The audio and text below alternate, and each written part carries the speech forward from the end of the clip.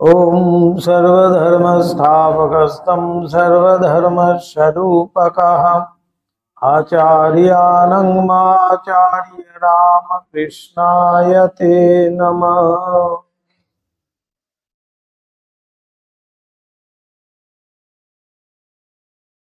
भक्त संगे श्री रामकृष्ण।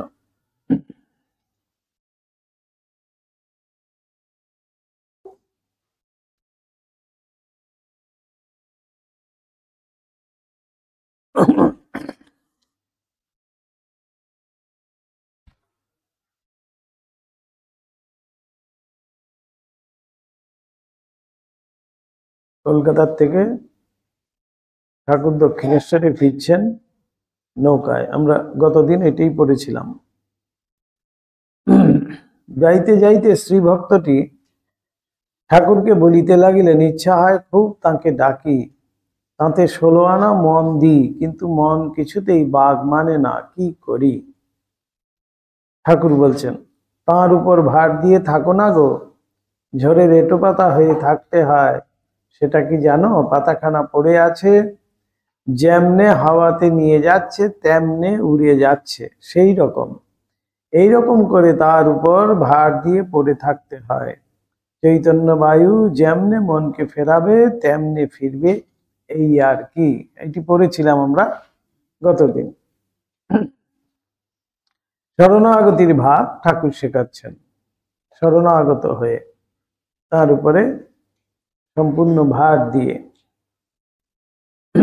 এইরূপ প্রসঙ্গ চলিতে চলিতে নৌকা কালীবাটির ঘাটে আসিয়া লাগিল। নৌকা হইতে নামিয়াই ঠাকুর কালীঘরে যাইলেন। কালীঘরে যাইলেন। শ্রী ভক্তেরা কালীবাটির উত্তরে অবস্থিত নহবতখানায় শ্রী শ্রী মাতা ঠাকুরানীর নিকটে যাইলেন এবং তাহাকে প্রণাম করিয়া মা কালীকে প্রণাম করিতে মন্দির অভিমুখে চলিলেন। এদিকে ঠাকুর বালক ভক্ত সঙ্গে মা কালীর মন্দিরে আসিয়া তাহাকে প্রণাম করিয়া ভাবাবিষ্ট হইয়া নাট মন্দিরে আসিয়া বসিলেন এবং মধুর কণ্ঠে গাহিতে লাগিলেন, ভুবন ভুলাইলি মা ভব মোহিনী, মূলাধারে মহৎপলে বিনাবাদ্য বিনোদিনী, শরীরে শারীরি যন্ত্রে সুষুম্নাদিতন্ত্রে, গুণভেদে মহামন্ত্রে 3 গ্রাম সঞ্চারিণী, আধারে ভৈরবাকারা শরদলে শ্রীরাগ আর, মণিপুরেতে মল্লার বসন্তে শীত প্রকাশিনী, বিশুদ্ধে হিল্লোল সুরে কর্ণাটক আজ্ঞাপুরে, তান মান লয় সুরে ত্রিসপ্ত সুর ভেদিনী, শ্রী নন্দকুমারে কয় তত্ত্ব না নিশ্চয় হয়, তব তত্ত্ব গুণত্রয় কাকি মুখ আচ্ছাদিনী। এই গানেও আমরা গতদিন একটু পড়েছিলাম। এই গান করতে করতেই ঠাকুর কিন্তু ভাবস্থ হয়ে আছেন।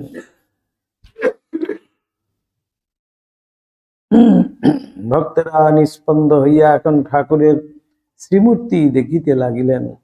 তখন ঠাকুরের শরীর একটু হেলিয়া আছে দেখিয়া পাছে পড়িয়া যান ভাবিয়া শ্রীযুত ছোট নরেন তাহাকে ধরিতে উদ্যত হইলেন, কিন্তু ঠাকুর স্পর্শ করতে দিলেন না। রামলাল ছুটে এসে ঠাকুরকে তাড়াতাড়ি ধারণ করলেন। এই অবস্থায় কোন রকমে হামা দেওয়ার মতো করিয়া ঠাকুর নাট মন্দিরের উত্তরে সিঁড়িগুলি দিয়া একটু একটু আমরা গতদিন টাচ করেও ছিলাম, এমনই ভাবাবস্থায় ঠাকুর হাঁটতেও পাচ্ছেন না, হামা দিতে দিতে তিনি সিঁড়ির থেকে নামছেন। এবার যেখানে আসছি আমরা ভাবাবেশে কুলকুণ্ডলিনী দর্শন ও ঠাকুরের কথা। প্রাঙ্গণ উত্তীর্ণ হইয়া ঠাকুর এবার নিজ কক্ষে আসিয়া পশ্চিম দিকের গোল বারান্দায় যাইয়া বসিলেন। তখনও ভাবাবিষ্ট, সে ভাব আর ছাড়ে না, কখনো একটু কমে আবার বাড়িয়া বাহ্য চৈতন্য লুপ্ত প্রায় হয়।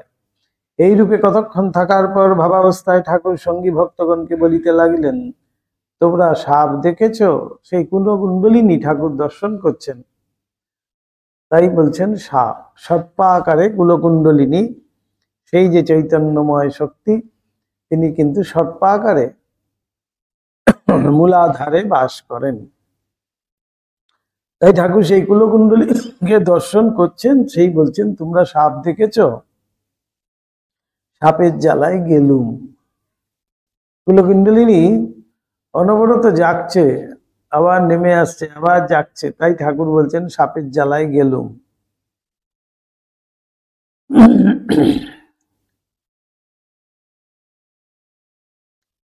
ভাবভঙ্গে আগত ভক্তেরা সব কি খাইবে বলিয়া ঠাকুরের চিন্তা, স্ত্রী ভক্তদের বাজার করিতে পাঠানো।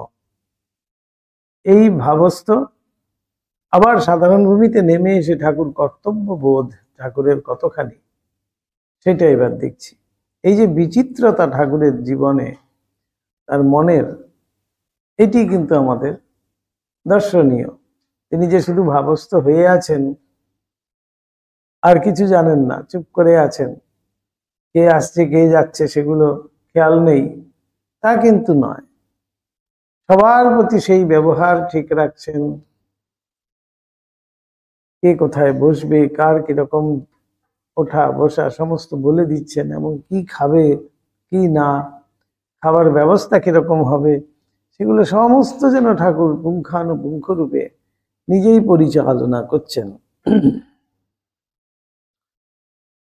সাধারণ মানবের ন্যায় যখন থাকিতেন, তখন ঠাকুরের ভক্তদিগের নিমিত্তই চিন্তা, যেটি আমরা মায়ের মধ্যে সব সময় কিন্তু দেখতে পাই। তিনি সদা সর্বদা ভক্তদেরকে, তার সন্তানদেরকে তিনি কিভাবে সেবা করবেন তার জন্যই যেন মা চিন্তিতা। ঠাকুরের ক্ষেত্রেও দেখা যাচ্ছে তিনি যখন সাধারণ অবস্থায় থাকেন, সাধারণ ভূমিতে যখন বিচরণ করেন, তখন কিন্তু ভক্তদের চিন্তা করছেন। তাই কার ঈশ্বর লাভ হলো না তার জন্য ঠাকুর চিন্তা করছেন, আবার কে কি খাবে সেটাও কিন্তু ঠাকুর চিন্তা করছেন।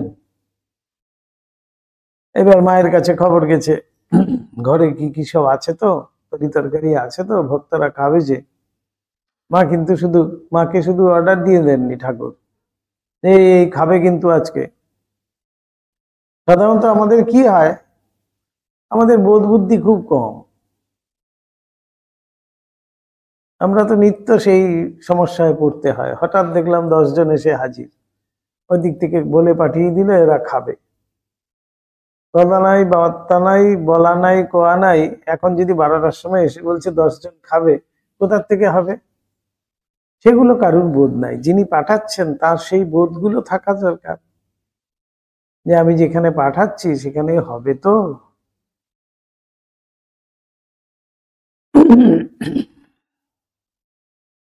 কিন্তু ঠাকুরের ক্ষেত্রে আমরা দেখছি সমস্ত বোধ কতখানি। মায়ের কাছে আবার খবর পাঠাচ্ছেন আগে,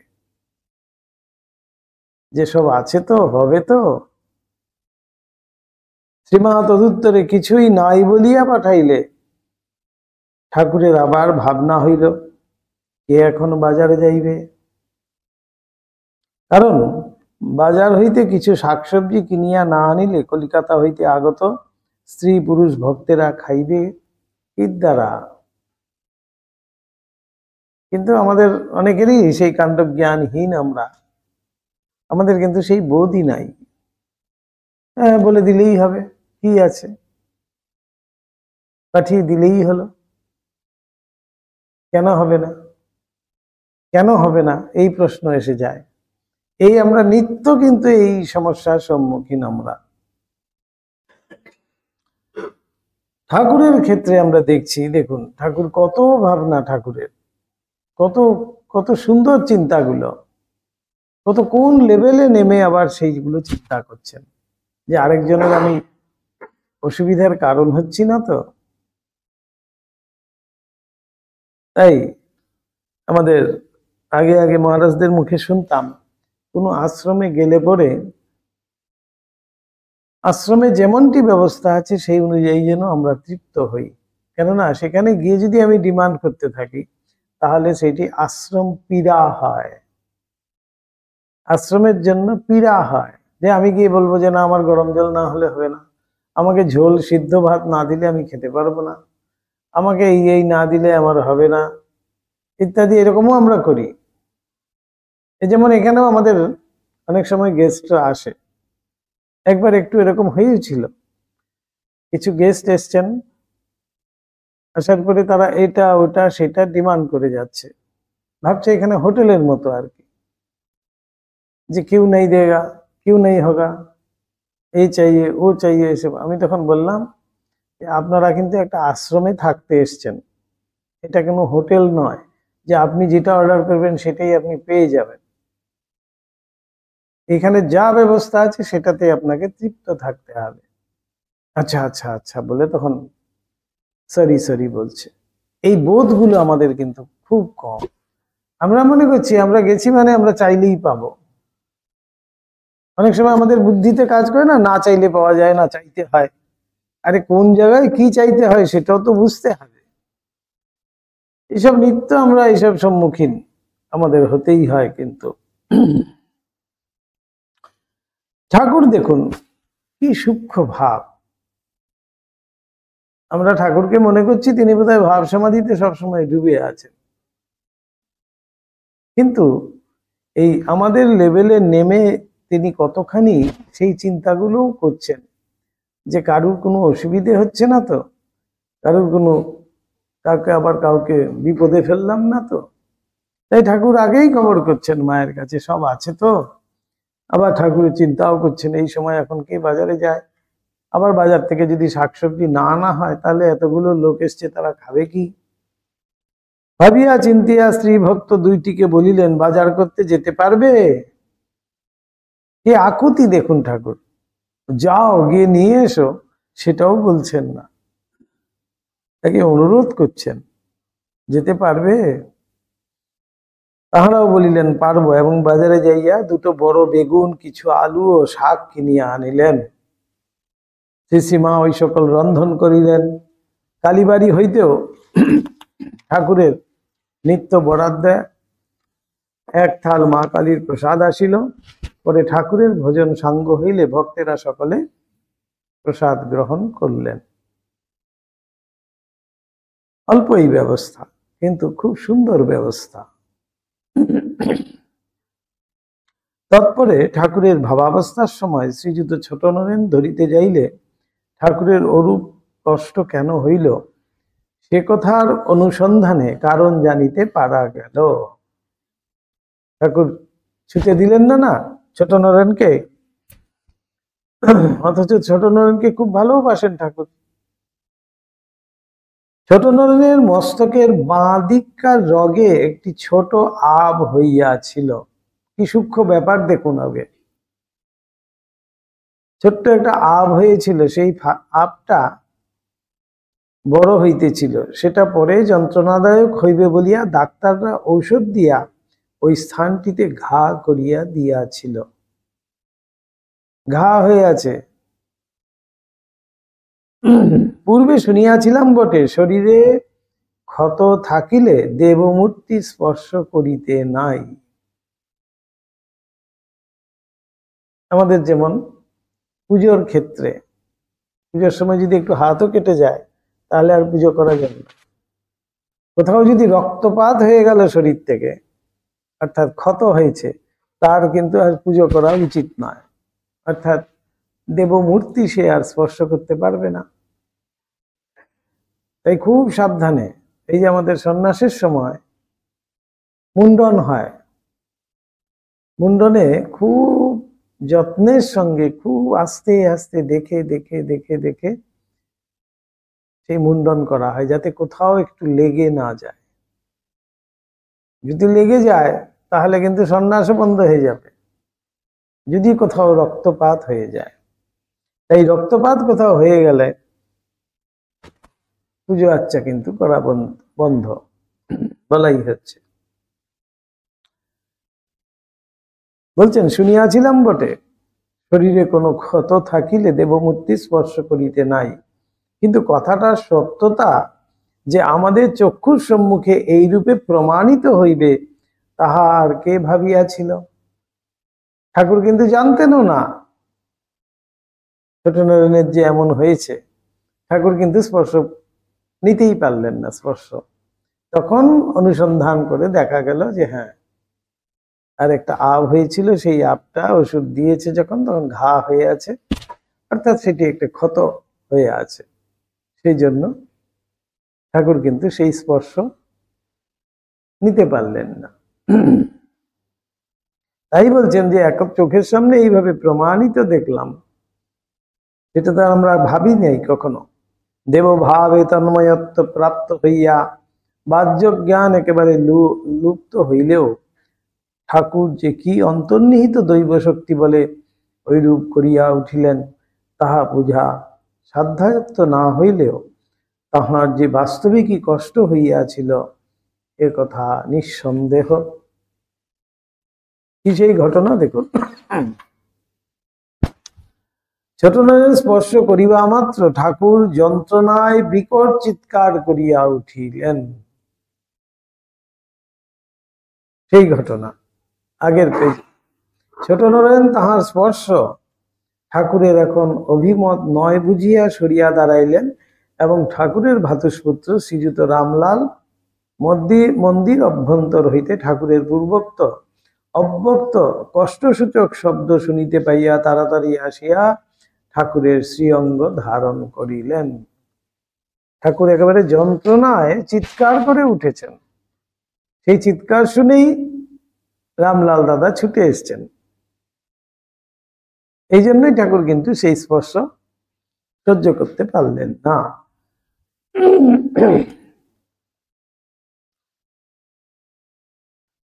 ছোটনারায়ণকে ঠাকুর কত শুদ্ধ স্বভাব বলিতেন তাহা আমাদের জানা ছিল এবং সাধারণ অবস্থায় ঠাকুর অপর সকলের ন্যায় তাহাকে শরীরে ঐরূপ ক্ষতস্থান থাকিলে ছুঁইতেছেন, পদস্পর্শ করিতে দিতেছেন এবং তাহার সহিত একত্র বসা দাঁড়ানো করিতেছেন। অতএব তিনি বা কেমন করিয়া জানিবেন ভাবের সময় ঠাকুর ওই রূপে তাহার স্পর্শ সহ্য করিতে পারিবেন না। অন্য সময় ঠাকুরকে কিন্তু ছুঁচ্ছেন তিনি, কিন্তু যখন ঠাকুর ভাবস্থ হচ্ছেন তখন কিন্তু ছুঁতে পারছেন না, কেননা তখন তিনি সম্পূর্ণ দেবতায় পরিণত হয়েছেন। আর সাধারণ ভূমিতে যখন আছেন তখন দেব মানবের সংমিশ্রণে তিনি আছেন, তাই তিনি তখন ছুঁতে পারছেন। কিন্তু যখন ভাবস্থ অবস্থায় ঠাকুর আছেন তখন কিন্তু এই নরেন আর ছুঁতে পারছে না। যাহা হোক, তদবধি তিনি যতদিন না উক্ত ক্ষতটি আরাম হইল ততদিন আর ভাবাবস্থার সময় ঠাকুরকে স্পর্শ করিতেন না। ঠাকুরের সহিত নানা সৎপ্রসঙ্গে সমস্ত দিন কোথা দিয়া কাটিয়া গেল। পরে সন্ধ্যা আগত প্রায় দেখিয়া ভক্তেরা যে যাহার বাটির দিকে চলিলেন। স্ত্রীলোক দুইটিও ঠাকুরের ও শ্রী শ্রীমান নিকট বিদায় গ্রহণ করিয়া পদব্রজে কলিকাতায় চলিলেন। পূর্বোক্ত ঘটনাগুলির পরে 2-3 দিন গত হইয়াছে। আজ পণ্ডিত শশধর ঠাকুরকে দর্শন করিতে অপরাহ্নে দক্ষিণেশ্বর কালীবাটিতে আসিবেন। বালক স্বভাব ঠাকুরের অনেক সময় বালকের ন্যায় ভয়ও হইত। বাচ্চাদের যেমন ভয় হয় সেরকম ঠাকুরেরও বালক স্বভাব। এই ঠাকুরের মধ্যে একটা ভয় যেন দেখা যাচ্ছে। কিসের ভয়? দেখুন, বিশেষ কোনো খ্যাতনামা ব্যক্তি তাহার সহিত দেখা করিতে আসিবেন শুনিলেই ভয় পাইতেন, লুকোচ্ছেন। তখন ভাবিতেন তিনি তো লেখাপড়া কিছুই জানেন না, তাহার উপর কখন কিরূপ ভাবাবেশ হয় তাহার তো কিছুই ঠিকানা নাই। আবার তাহার উপর ভাবের সময় নিজের শরীরেরই হুঁশ থাকে না, তো পরিদেহ বস্ত্রাদির। এবার অসভ্য মনে করবে না তো? সব ঠাকুরের অনেক ভয়, দেখুন কত কিছু চিন্তা। এরই অবস্থায় আগন্তুক কি ভাবিবে ও বলিবে, আমাদের মনে হইতে আগন্তুক যাই কেন ভাবুক না, তাহাতে তাহার আসিয়া গেল কি? তিনি তো নিজেই বারবার কত লোককে শিক্ষা দিতেছেন, লোক না পোক, লজ্জা ঘৃণা ভয় 3 থাকতে নয়। তবে কি ইনি নাম যশের কাঙালি? কিন্তু যাচাইয়া দেখিতে যাইলেই দেখিতাম বালক যেমন কোনো অপরিচিত ব্যক্তিকে দেখিলে ভয়ে লজ্জায় জড়সড় হয়, আবার একটু পরিচয় হইলে সেই ব্যক্তিরই কাঁধে পিঠে চড়িয়া চুল টানিয়া নিঃশঙ্ক চিত্তে নানারূপ মিষ্ট অত্যাচার করে, ঠাকুরের এই ভাবটিও ঠিক তদ্রূপ। ঠাকুরের কাছে প্রথম আসছে অপরিচিত কেউ, তাই একটা সংকোচ, লজ্জা, এই ভয় এসব মিশিয়ে একটা বালকের মতো। তারপরে যখন পরিচয় হয়ে গেল তাকে তো কত কি বলবেন। নতুবা মহারাজ যতীন্দ্রমোহন, সুবিখ্যাত কৃষ্ণদাস পাল প্রভৃতির সহিত তিনি যেরূপ স্বাধীনভাবে কথাবার্তা কহিয়াছিলেন, তাহাতে বেশ বোঝা যায় যে নাম যশের কিছুমাত্র ইচ্ছা ভিতরে থাকিলে তিনি তাহাদের সহিত কখনোই ওইভাবে কথা কহিতে পারিতেন না। মহারাজ যতীন্দ্রমোহনকে প্রথমেই বলিয়াছিলেন, তা বাবু, আমি কিন্তু তোমায় রাজা বলতে পারবো না।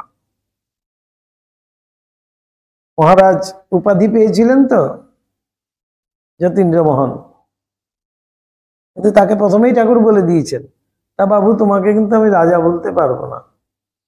আবার মহারাজ যতীন্দ্রমোহন নিজের কথা বলিতে বলিতে তখন ধর্মরাজ যুধিষ্ঠিরের সহিত আপনার তুলনা করেন, তখন ঠাকুর বিশেষ বিরক্তির সহিত তাহার ঐরূপ বুদ্ধির নিন্দা করিয়াছিলেন। যুধিষ্ঠিরের সাথে নিজেকেই তুলনা করছেন। শ্রীযুত কৃষ্ণদাস পালও যখন জগতের উপকার করা ছাড়া আর কোনো ধর্মই নাই ইত্যাদি বলিয়া ঠাকুরের সহিত তর্ক উত্থাপন করেন, তখন ঠাকুর বেশ বিরক্তির সহিত তাহার বুদ্ধির দোষ দর্শাইয়া দেন। বলে, তুমি আবার জগতের কি হিত করবে? তুমি নিজেরকে হিত করে তার ঠিক নাই, তুমি আবার হিত করতে যাচ্ছ, এরকম সব কথাবার্তা। তাহলে বঙ্কিমচন্দ্রকে বলতে পারেন, তুমি তো বড় ছ্যাঁচড়া। তখনকার সময় সাহিত্য সম্রাট, কত নামী তিনি, কতজনে মানছে তাকে। বঙ্কিমচন্দ্রকে ঠাকুর সোজাসুজি বলে দিলেন, তুমি তো বড় ছ্যাঁচড়া। কি অবস্থা বোঝুন। এই আবারও কখনো কখনো দেখা গিয়েছে ঠাকুর আগন্তুকের পাছে অকল্যাণ হয় ভাবিয়া ভয়ও পাইতেন। অকল্যাণ কেন? যে ঠাকুরকে চিনতে না পেরে যদি অন্যরকম তার ভাব পোষণ করে, অন্যরকম ঠাকুরের সাথে ব্যবহার করে, তার তো অমঙ্গল হবে। ঠাকুরকে চিনতে পারা তো সোজা নয়, তার যে অমঙ্গল হবে, সেই অমঙ্গল চিন্তায় ঠাকুরও ভয় পেতেন, যে আসছে আগন্তুক তার অমঙ্গল না হয়ে যায়। কারণ তাহার আচরণ ব্যবহার প্রভৃতি বুঝিতে পারুক বা নাই পারুক, তাহাতে ঠাকুরের কিছু আসিয়া যাইত না সত্য। কিন্তু বুঝিতে না পারিয়া আগন্তুক যদি ঠাকুরের অযথা নিন্দাবাদ করিত, তাহাতে তাহারই অকল্যাণ নিশ্চিত জানিয়াই ঠাকুর ঐরূপ ভয় পাইতেন।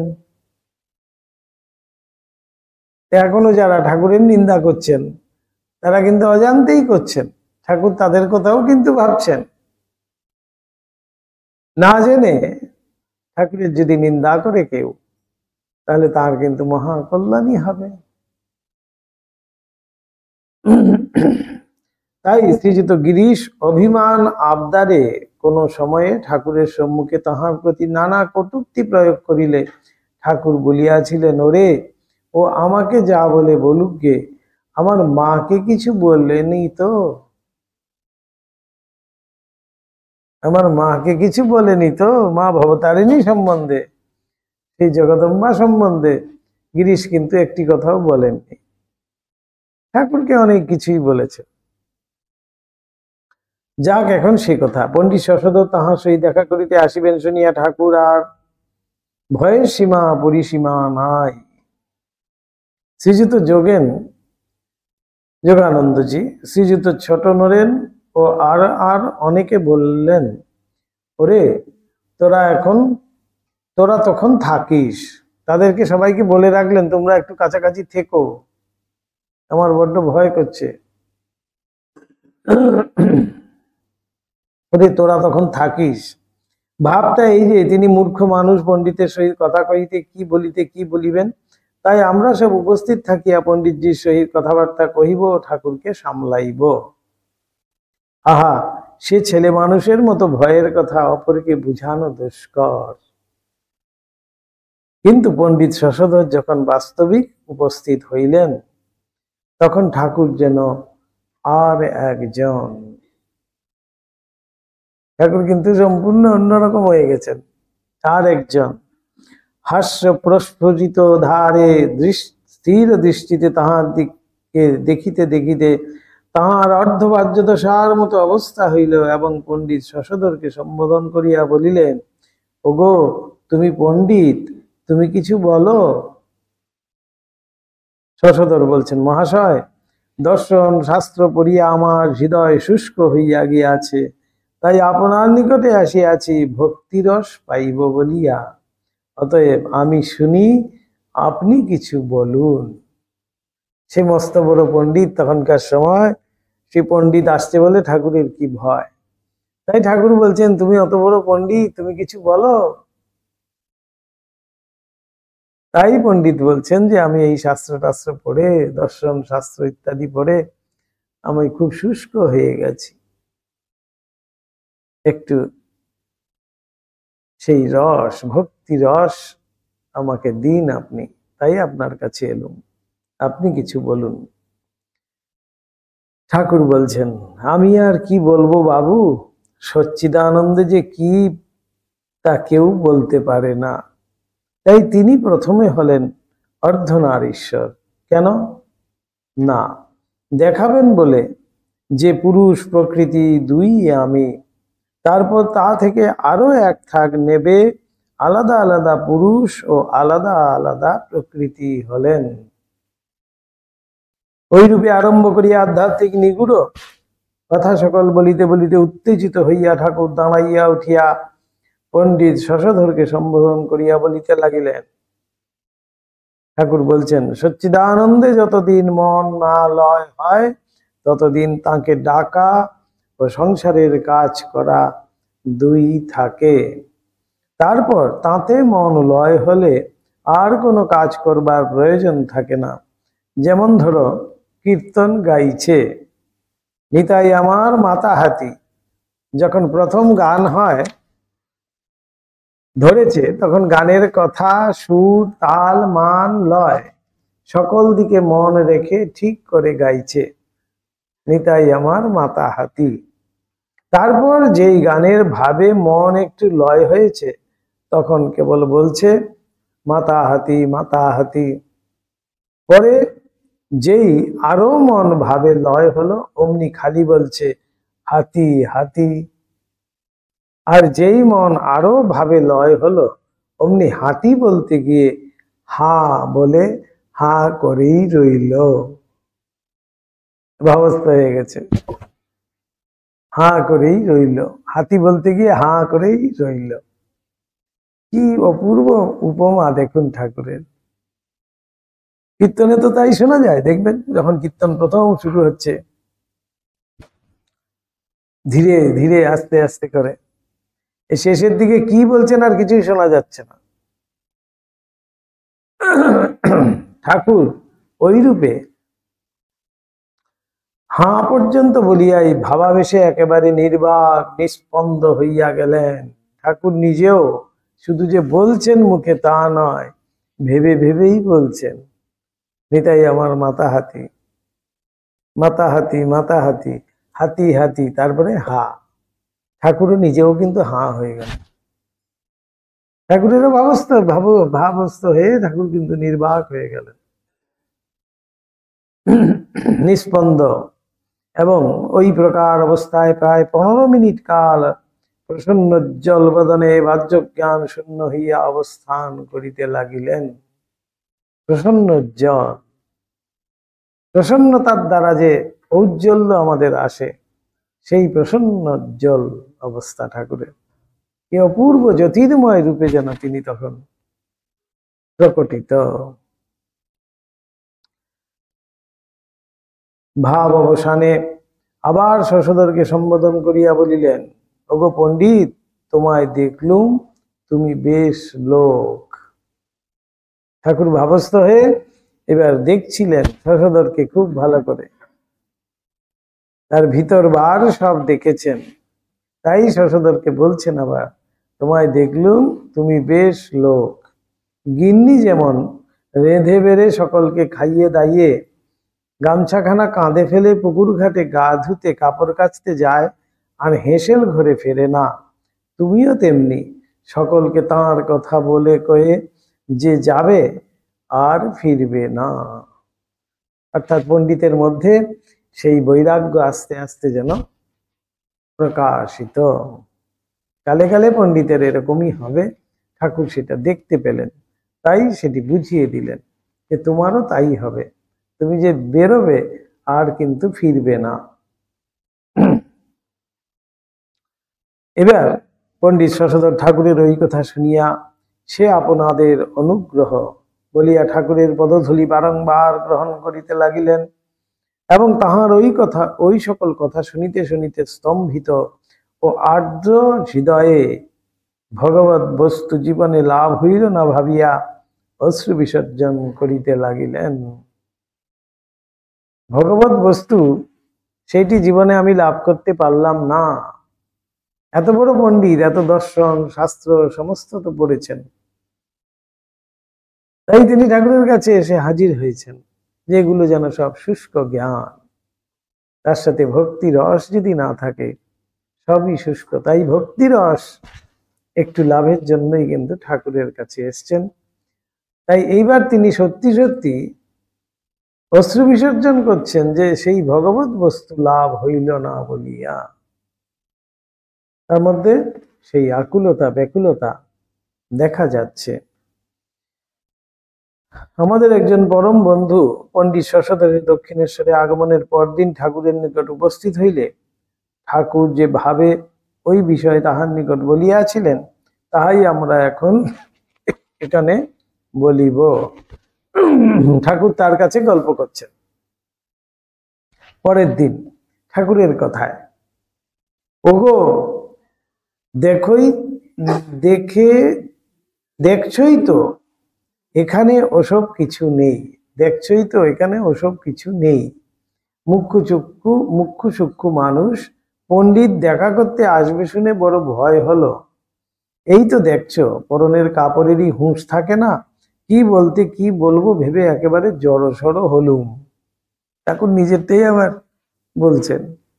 আমরা কি করি, আমাদের ভয় হলেও কিন্তু খুব ঢেকে ঢুকে রাখি, কেসে টেসে জল টল খেয়ে বলে না না কিছুই হয়নি, আমার ভিতরে হয়তো সম্পূর্ণ ভয় আছে, সেটা ঢেকে রাখি। ঠাকুর কিন্তু সোজা দেখুন কত সহজ সরল। ঠাকুর নিজের অবস্থায় বলছেন আমিও একেবারে ভয়ে জড়সড় হয়ে গেছিলাম।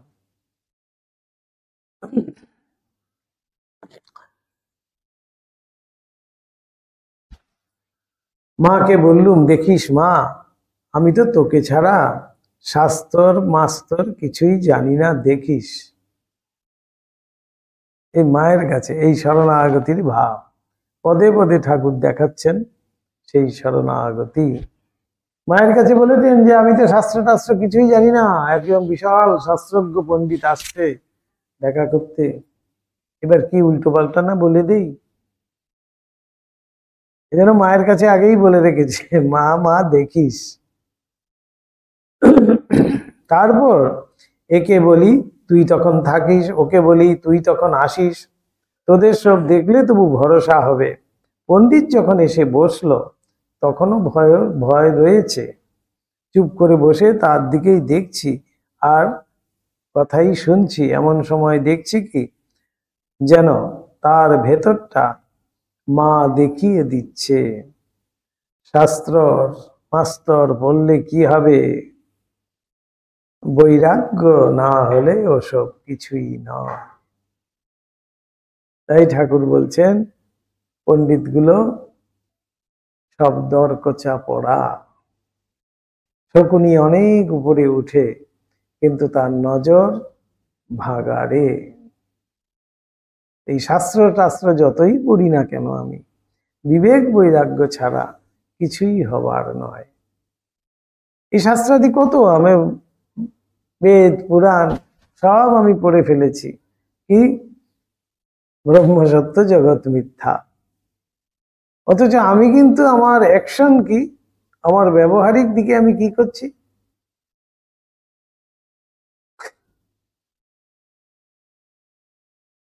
ব্রহ্ম সত্য হয়তো বলছি মুখে, কিন্তু সংসারকে অনিত্য বলছি না, সংসারও সত্য।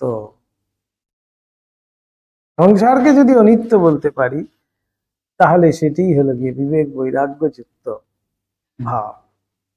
এই সংসারের অনিত্যতা বোধ আমার মধ্যে যখন আসবে, এটি কিন্তু বৈরাগ্যজনিত কারণে, বিবেকজনিত কারণে। বিবেক মানে আমার মধ্যে সেই বিচার শক্তি এসছে। সংসার যে অনিত্যতায় ভরা, এটি আমি বিচার করে দেখতে পেয়েছি, বুঝতে পেরেছি। তাই তখন আমি ঠিক ঠিক বলতে পারবো, হ্যাঁ অবশ্যই ব্রহ্মই একমাত্র সত্য, বাকি সব মিথ্যা।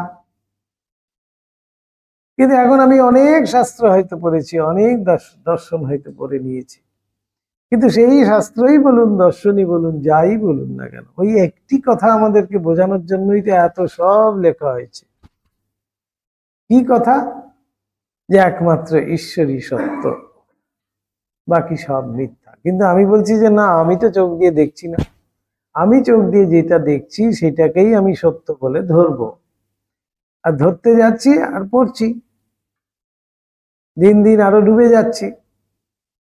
সেই জলের উপর দিয়ে ভেসে যাচ্ছে, একটা খড়কুটো ভেসে যাচ্ছে, ভাবছে বোধহয় আমি বেশ বড় একটা জিনিস পেয়েছি, যেই ধরতে যাচ্ছে অমনি ডুবে যাচ্ছে। সেই তেমনটি আমাদের অবস্থা। অথচ আমরা তো অনেক শাস্ত্র পড়েছি,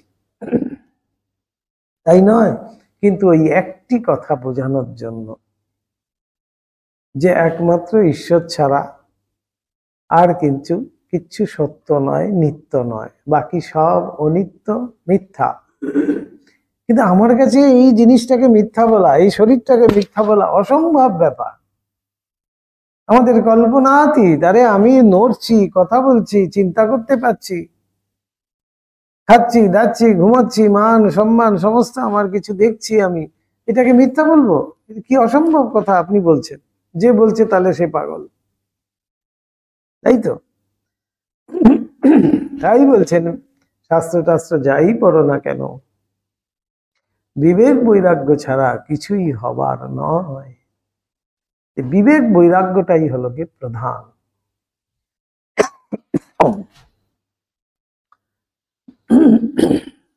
তারপরেই সর করে নিজ শরীর দেখাইয়া একটা মাথার দিকে উঠে গেল, আর ভয় ডর সব কথা চলে গেল।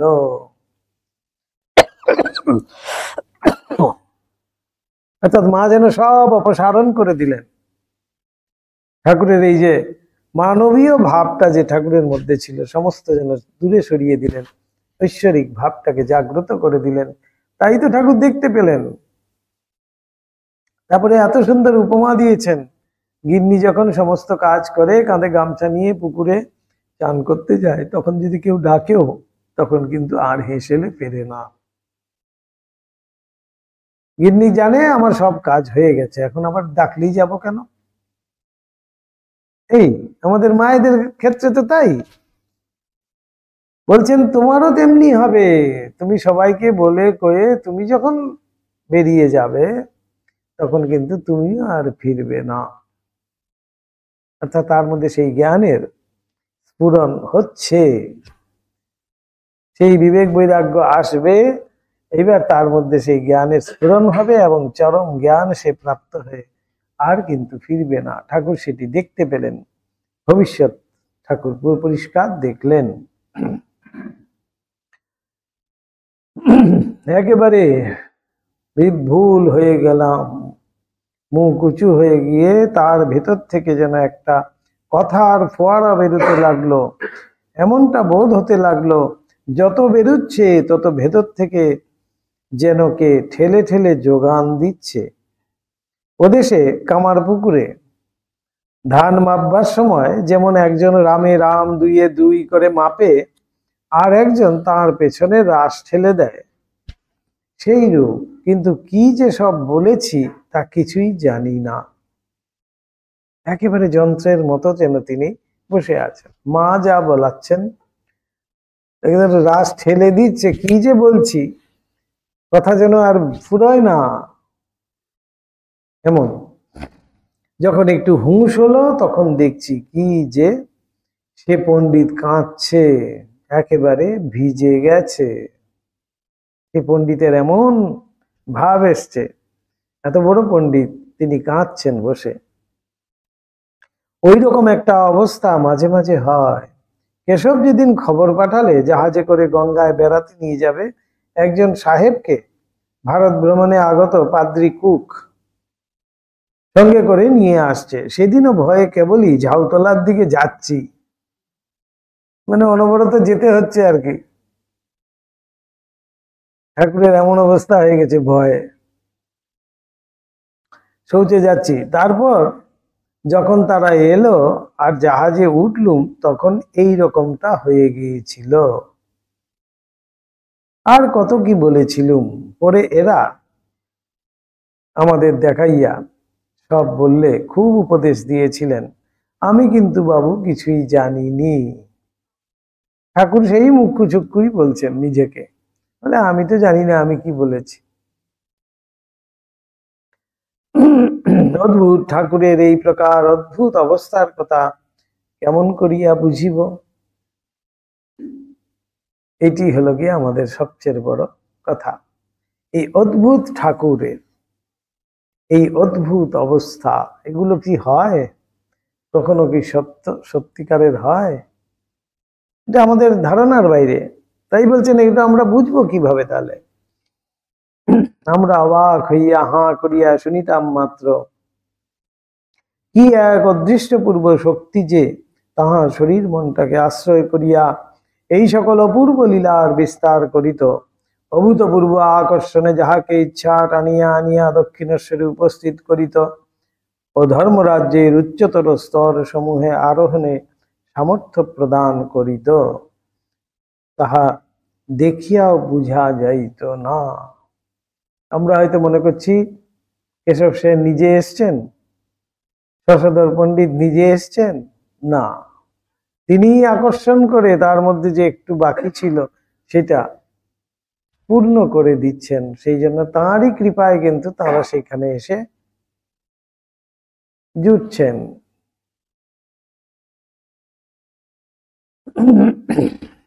ধর্মরাজ্যের উচ্চতর স্তর সমূহে আরোহণ করানো, তার মধ্যে একটু যদি ধর্মভাব ছিল তাকেই কিন্তু তিনি আকর্ষণে সেখানে এসে হাজির করাতেন। কতবারই না আমাদের চক্ষুর সম্মুখে দেখিয়াছে অতি দেশী ব্যক্তি দেশ করিবার জন্য ঠাকুরের নিকট আসিয়াছে এবং ঠাকুরও ওই শক্তি প্রভাবে আত্মহারা হইয়া ভাবাবেশে তাহাকে স্পর্শ করিয়া আছেন, আর সেই ক্ষণ হইতে তাহার ভিতরের স্বভাব আমূল পরিবর্তিত হইয়া আসে, নবজীবন লাভে ধন্য হইয়াছে। পুরো তার মধ্যে সেই পরিবর্তন এনে দিচ্ছেন। সেই পবিত্র স্পর্শে সমস্ত অপবিত্রতা তার কেটে গেছে। বেশ্যমেরিকে স্পর্শ মাত্রে ঈশা নতুন জীবন দান করিলেন। ভাবাবেশে শ্রী চৈতন্য কার স্কন্ধে আরোহণ করিলেন ও তাহার ভিতরে সংশয় অবিশ্বাস প্রভৃতি পাষণ্ড ভাব সকল দলিত হইয়া সে ভক্তি লাভ করিল। ভগবত অবতার দিগের জীবন পাঠে ওই সকল ঘটনার বর্ণনা দেখিয়া পূর্বে পূর্বে ভাবিতাম শিষ্য প্রশিষ্যগণের গোড়ামি ও দলপুষ্টি করিবার হীন ইচ্ছা হইতেই ঐরূপ মিথ্যা কল্পনা সমূহ লিপিবদ্ধ হইয়া ধর্মরাজ্যের যথাযথ সত্য লাভের পথে ভীষণ অন্তরায় স্বরূপ হইয়া রহিয়াছে। আমাদের মনে আছে হরিনামে শ্রী চৈতন্যের বাহ্যজ্ঞান লুপ্ত হইত নববিধান সমাজ হইতে প্রকাশিত ভক্তি চৈতন্য চন্দ্রিকা নামক গ্রন্থে এই কথাটি সত্য বলিয়া স্বীকৃত দেখিয়া আমরা তখন ভাবিয়াছিলাম, গ্রন্থকারের মস্তিষ্কের কিছু গোল হইয়াছে। হরিনাম শুনে আবার কেউ এরকম হয়নি? এই ভক্তি চৈতন্য চন্দ্রিকাতে এরকম আছে তো? এই ঠাকুরের কথাও ভাবুন না, আজকে যদি কথামৃত না পেতাম, লীলা প্রসঙ্গ না পেতাম, আমরা কি বলতাম? যে ওগুলো দলপুষ্টির জন্য, ভক্তদের কিছু এসব গোড়ামি, আতিশয্য, আতলামি, তাই জন্য ঠাকুরকে বড় করার জন্য এইসব লিখে দিয়েছে। কিন্তু এ তো প্রামাণিক গ্রন্থ, যারা ঠাকুরের সঙ্গ করেছেন, ঠাকুরকে দেখেছেন, তিনি লিখেছেন।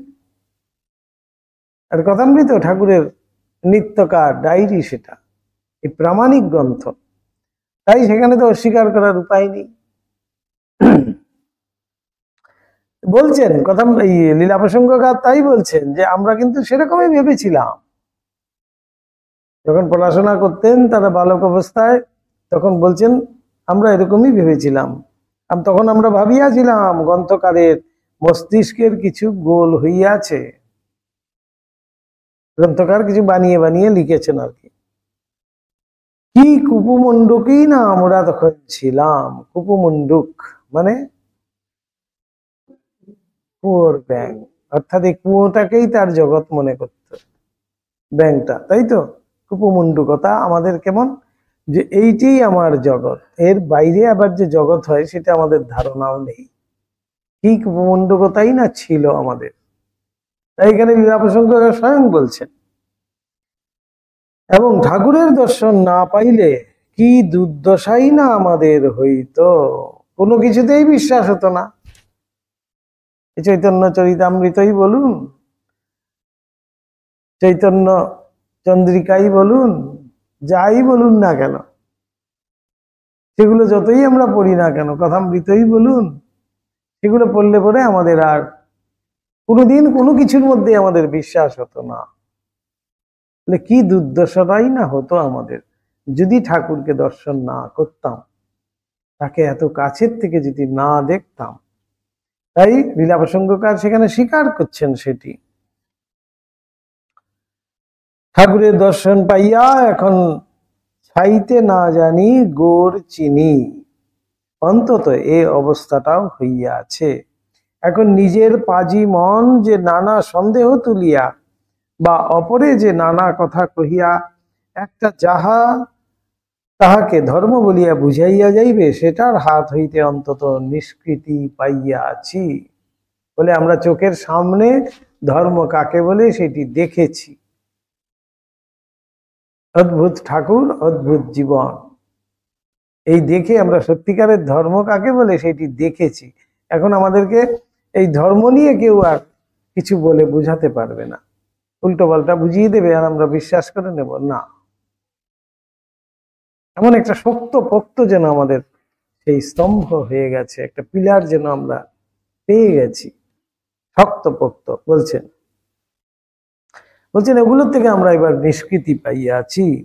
আর ভক্তি বিশ্বাস আদি অন্যান্য বস্তুর ন্যায় যে হাতে হাতে অপরকে সাক্ষাৎ দেওয়া যায়, এ কথাটি এখন জানিতে পারিয়া অহেতু কৃপা সিন্ধু ঠাকুরের কৃপা কণালাভে অমৃতত্ব পাইব ধ্রুব বুঝিয়া আশাপথ চাহিয়া করিয়া আছি। বলছেন আমরা সেই পাবো, কিন্তু সেই ধ্রুব পথ, সেই আশাই কিন্তু আমাদের এইবার বেঁচে থাকা। ঠাকুরের কৃপা কণালাভে অমৃতত্ব পাইব ধ্রুব, সত্য একেবারে। তাই তো আমরা এরকম ভাবে বিশ্বাসের উপরে, বিশ্বাসটাই আমাদের কাছে এখন শক্ত ভক্ত একটা স্তম্ভ হিসাবে, সেই স্তম্ভকেই উপরেই কিন্তু আমি দাঁড়িয়ে আছি। সেই স্তম্ভটি কিন্তু একেবারেই নড়বড়ে নয়, ভীষণ শক্তপোক্ত একটি স্তম্ভ। এই জন্যই এই বিশ্বাসটা আমাদের খুব জোর করে আনতে হবে। এবার আসছে ভক্ত সঙ্গে শ্রীরামকৃষ্ণ গোপালের মা। নবীন নিরদশ্যামম নীলেন্দিবরলোচনম বল্লভী নন্দনম বন্দে কৃষ্ণম গোপাল রূপিণম পূর্বদ্ভরলোদদ্ধ নীলকুঞ্চিতমূর্ধজম বল্লভী বদনাব্জ মধুপাল মধুব্রতম यो यो yang yang तनुं भक्ता श्रद्धयार्चितुमिच्छति तस्य तस्याचलं श्रद्धां अमेव विदधाम्यहम्। গীতার কথাও আছে এখানে দেখুন। নবীন নিরোদ শ্যামম, সেই গোপাল রূপী কৃষ্ণের বর্ণনা করছেন সেখানে। অর্থাৎ নবীন মেঘ সম্ভবাম, নবীন নতুন মেঘ আকাশে উঠেছে, নীল আছে অথচ আবার কালো কালো আছে, সেই রকম মেঘের বর্ণ যিনি, সেই যে গোপাল রূপী তার বর্ণনা করছেন। এবার সেই গোপাল সাধন করছেন সেই গোপালের মা অঘোরমণি দেবী। এখানে বাইবেলেরও আছে দেখুন, and who shall receive one such little child in my name received me।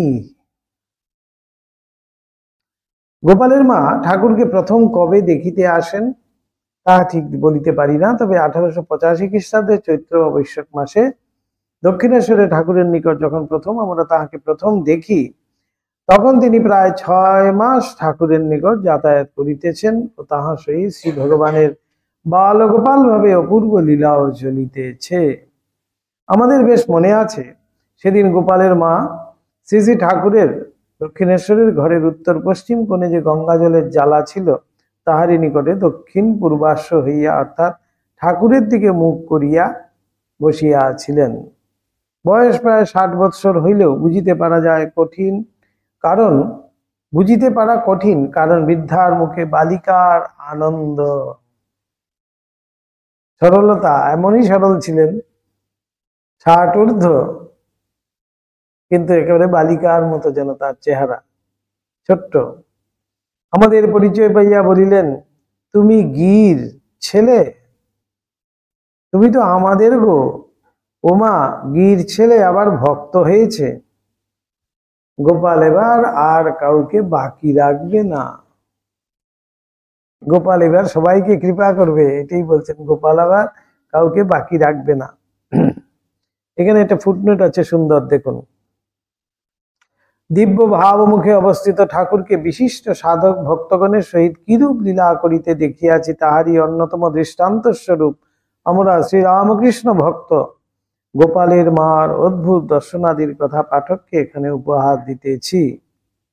যাহারা মনে করিবেন আমরা উহা অতি রঞ্জিত করিয়া আছি, তাহাদের নিকট আমাদের বক্তব্য এই যে আমরা উহাতে মুন্সিয়ানা কিছুমাত্র ফলাই নাই, এমনকি ভাষাতে পর্যন্ত নহে। ঠাকুরের শ্রী ভক্তদিগের নিকট হইতে যেমন সংগ্রহ করিয়াছি প্রায় তেমনি ধরিয়া দিয়াছি, আবার উহা সংগ্রহ করিয়াছি এমন সব লোকের নিকট হইতে যাহারা সকল বিষয়ে সম্পূর্ণ যথাযথ বলিবার প্রয়াস পান, না পারিলে অনুতপ্তা হন এবং কামারহাটির বামনির স্তাবক হওয়া দূরে যাও। কখনো কখনো তদ অনুষ্ঠিত কোনো কোনো আচরণের তীব্র সমালোচনাও আমাদের নিকট করিয়াছেন। এমন জনের কাছ থেকেও গোপালের মায়ের খবর নিয়েছেন। এইবার গোপালের মা বলছেন যে এবার দেখছি গোপাল কাউকেই বাকি রাখবে না, এক এক করে সবাইকে টেনে নেবে। তা বেশ, পূর্বে তোমার সহিত মাইক সম্বন্ধ ছিল, এখন আবার তার চেয়ে অধিক নিকট সম্বন্ধ হলো ইত্যাদি। সে আজ 24 বৎসরের কথা। 84 খ্রিস্টাব্দের অগ্রহায়ণ, আকাশ যতদূর পরিষ্কার উজ্জ্বল হইতে হয়, এবছর আবার কার্তিকের গোড়া থেকে শীতের একটু আমেজ দেয়। আমাদের মনে আছে, এই নাতিশীতোষ্ণ হেমন্তই বোধহয় গোপালের মা শ্রীরামকৃষ্ণদেবের প্রথম দর্শন লাভ করে। অটলডাঙ্গার গোবিন্দচন্দ্র দত্তের কামারহাটিতে গঙ্গা তীরে যে ঠাকুর বাটি ও বাগান আছে, সেখান হইতে নৌকায় করিয়া তাহারা ঠাকুরকে দেখিতে আসেন। তাহারা বলিতেছি, কারণ গোপালের মা সেদিন একাকী আসেন নাই, সেই উদ্যান স্বামীর স্ত্রী তিনিও এসেছিলেন এবং গোপালের মাও এসেছিলেন। শ্রীরামকৃষ্ণদেবের নাম তখন কলিকাতায় অনেকের নিকটেই পরিচিত। ইহারা এই অলৌকিক ভক্ত সাধুর কথা শুনিয়া অবধি তাহাকে দর্শন করিবার জন্য লালায়িত ছিলেন। কার্তিক মাসে শ্রীবিগ্রহের নিয়ম সেবা করিতে হয়, সেজন্য গোবিন্দবাবুর পত্নী বা গিন্নি ঠাকুরানী ওই সময় কামারহাটির উদ্যানে প্রতি বৎসর বাস করিয়া স্বয়ং উক্ত সেবার তত্ত্বাবধান করিতেন। এই মাসটা আর কি কার্তিক মাস, নিয়ম সেবার মাস। বৈষ্ণবদের মধ্যে এটি একটি প্রধান মাস। কার্তিক মাস, দামোদর মাস বলা হয়, এটি নিয়ম সেবার মাস। এই সময়ে ঠাকুরের 5 বার সেবা হয়, বিভিন্ন জিনিস দিয়ে তার অভিষেক হয়, পূজাও হয়, 5 বার কিন্তু সেবা হয়। অনেক কিছু নিয়ম রয়েছে। এই কার্তিক মাসটি নিয়ম সেবার মাস বলা হয়, তাই কার্তিক মাসটি বৈষ্ণবদের কাছে বিশেষ করে খুব শুভ হিসাবে ধরা হয়। এবং সেটি দামোদর মাস, শ্রীকৃষ্ণ এই মাসেই কিন্তু দামোদর রূপ ধারণ করেছিলেন। কামারহাটি হইতে দক্ষিণেশ্বর আবার 2 বা 3 মাইল মাত্র হইবে, অতএব আসিবার বেশ সুবিধা। কামারহাটির গিন্নি এবং গোপালের মাও সেই সুযোগে রানী রাসমণির কালীবাটিতে উপস্থিত হন। সেই লোকমুখে শুনে সেই সাধু দর্শনে এসছেন দুইজন। ঠাকুর সেদিন ইহাদের সাদরে স্বগৃহে বসাইয়া ভক্তিতত্ত্বের অনেক উপদেশ দেন ও ভজন গাহিয়া শোনান এবং পুনরায় আসিতে বলিয়া বিদায় দেন। আসিবার কালে গিন্নি শ্রীরামকৃষ্ণদেবকে তাহার কামারহাটির ঠাকুর বাড়িতে পদধূলি দিবার জন্য নিমন্ত্রণ করিলেন। ঠাকুর সেখানে কিন্তু গেছিলেন, গেছেন তো গোপালের মায়ের বাড়ি, সেখানে সেই মন্দির এখনো আছে। গোপালের মায়ের বাড়িটা আর এখন নেই। তো সেই গিন্নিমা ঠাকুরকে নিমন্ত্রণ জানিয়েছিলেন। ঠাকুরও সুবিধা মতো একদিন যাইতে প্রতিশ্রুত হইলেন। বাস্তবিক ঠাকুর সেদিন গিন্নির ও গোপালের মার অনেক প্রশংসা করিয়াছিলেন, বলিয়াছিলেন, আহা, চোখ মুখের কি ভাব, ভক্তি প্রেমে যেন ভাসছে, প্রেমময় চক্ষু, নাকের তিলকটি পর্যন্ত সুন্দর। বৈষ্ণব ভাবাপন্ন বৈষ্ণব তো, তাই তিলক করেছেন আর কি, নাকে একেবারে পর্যন্ত তিলক করা। তিলকটা পর্যন্ত ঠাকুর লক্ষ্য করেছেন, তিলকটি পর্যন্ত সুন্দর, অর্থাৎ তাহাদের চাল চলন বেশভূষা ইত্যাদিতে ভিতরের ভক্তি ভাবই যেন ফুটিয়া বাহির হইতেছে, অথচ লোক দেখানো কিছুই নাই। এই ঠাকুর এইটি প্রথম দেখে নিয়েছেন যে বাইরের কিছু দেখানোর কিন্তু তার নয়। পটলডাঙ্গার গোবিন্দচন্দ্র দত্ত কলকাতার কোন এক বিখ্যাত সওদাগরি অফিসে মুৎসুদ্দি ছিলেন। সেখানে কার্যদক্ষতা ও উদ্যমশীলতা অনেক সম্পত্তির অধিকারী হন, কিন্তু কিছুকাল পরে পক্ষাঘাত রোগে আক্রান্ত হইয়া অকর্মণ্য হইয়া পড়েন। তাহার একমাত্র পুত্র উহার পূর্বেই মৃত্যুমুখে পতিত হইয়াছিল। থাকিবার মধ্যে ছিল 2 কন্যা, ভূত ও নারায়ণ, এবং তাহাদের সন্তান সন্ততি। এদিকে বিষয় নিতান্ত অল্প নহে, কাজেই শেষ জীবনে গোবিন্দবাবুর ধর্ম আলোচনা ও পুণ্যকর্মেই কাল কাটিত। বাড়িতে রামায়ণ মহাভারত আদি কথা দেওয়া, কামারহাটির বাগানে শ্রী শ্রী রাধাকৃষ্ণ বিগ্রহ সমারোহে স্থাপন করা, ভাগবত আদি শাস্ত্রের পারায়ণ, সস্ত্রীক তুলাদণ্ডের অনুষ্ঠান করিয়া ব্রাহ্মণ দরিদ্র প্রভৃতিকে দান ইত্যাদি অনেক সৎ কার্য তিনি করিয়া যান। তুলাদণ্ডে দান করেছেন, মানে আমার যতটা ওজন সেই অনুযায়ী চাল দান করা হবে, সেই তুলাদণ্ডে মাপ করে। এটা একটা বিশেষ দানের একটা বিশেষ পদ্ধতি বলা হয়। বিশেষত আবার কামারহাটির বাগানে শ্রী বিগ্রহের পূজা উপলক্ষে তখন 12 মাসে 13 পার্বণ লাগিয়াই থাকিত, এবং অতিথি অভ্যাগত দীন দরিদ্র সকলকেই শ্রী শ্রী রাধা কৃষ্ণজিউর প্রসাদ অকাতরে বিতরণ করা হইত। গোবিন্দবাবুর মৃত্যুর পরে তাহার সতী সাধ্বী রমণীয় শ্রী বিগ্রহের ঐরূপ সমারোহে সেবা অনেক দিন পর্যন্ত চালাইয়া আসিতেছিলেন। পরে নানা কারণে বিষয়ের অধিকাংশ নষ্ট হইল। তোর জন্য শ্রী বিগ্রহের সেবার যাহাতে ত্রুটি না হয় তৎ বিষয় লক্ষ্য রাখিবার জন্যই গোবিন্দবাবু গৃহিণী এখনো স্বয়ং এখানে থাকিয়া ওই বিষয়ে তত্ত্বাবধানে নিযুক্তা থাকিতেন। গিন্নি সেকেলে মেয়ে, জীবনে শোক তাপ ঢের পাইয়াছেন, কাজেই ধর্মানুষ্ঠানেই শান্তি, এ কথা হাড়ে হাড়ে বুঝিয়াছিলেন। কিন্তু তবু পোড়া মায়া কি সহজে ছাড়ে? মেয়ে জামাই সমাজ মান সম্ভ্রম ইত্যাদিও দেখিয়া চলিতে হইত। স্বামীর মৃত্যুর পর হইতে নিজে কিন্তু কঠোর ব্রহ্মচর্যের অনুষ্ঠান করিতেন। মাটিতে শয়ন, ত্রিসন্ধ্যা স্নান, 1 সন্ধ্যা ভোজন, ব্রত নিয়ম উপবাস, শ্রীবিগ্রহের সেবা জপ ধ্যান দান ইত্যাদি লইয়াই থাকিতেন। কামারহাটি ঠাকুর বাড়ির অতি নিকটেই গোবিন্দবাবুর পুরোহিত বংশের বাস। পুরোহিত নীলমাধব বন্দ্যোপাধ্যায় মহাশয় একজন গণ্যমান্য ব্যক্তি ছিলেন। গোপালের মাতা ইহারি ভগিনী, পূর্ব নাম অঘরমণি দেবী। বালিকা বয়সে বিধবা হওয়ায় পিত্রালয়েই চিরকাল বাস। বাল বিধবা ছিলেন। গিন্নি বা গোবিন্দবাবুর পত্নীর সহিত বিশেষ ঘনিষ্ঠতা হওয়া অবধি অঘরমণির ঠাকুর বাড়িতে ঠাকুর সেবাতেই কাল কাটিতে থাকে।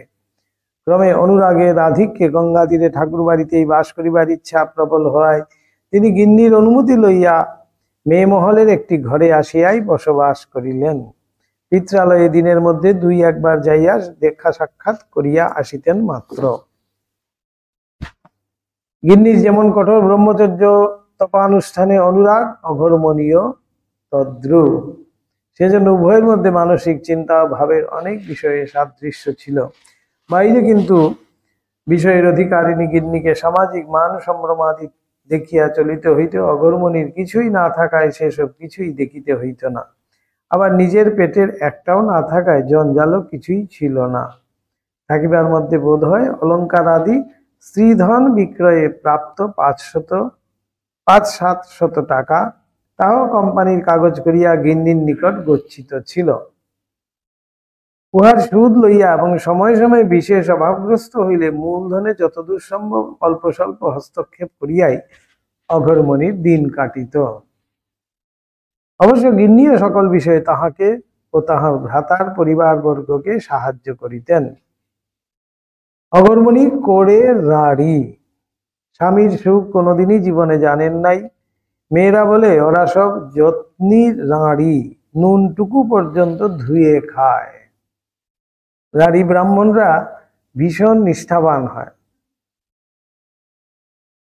এত ওদের নিষ্ঠা, বলছে নুনও ধুয়ে খায়।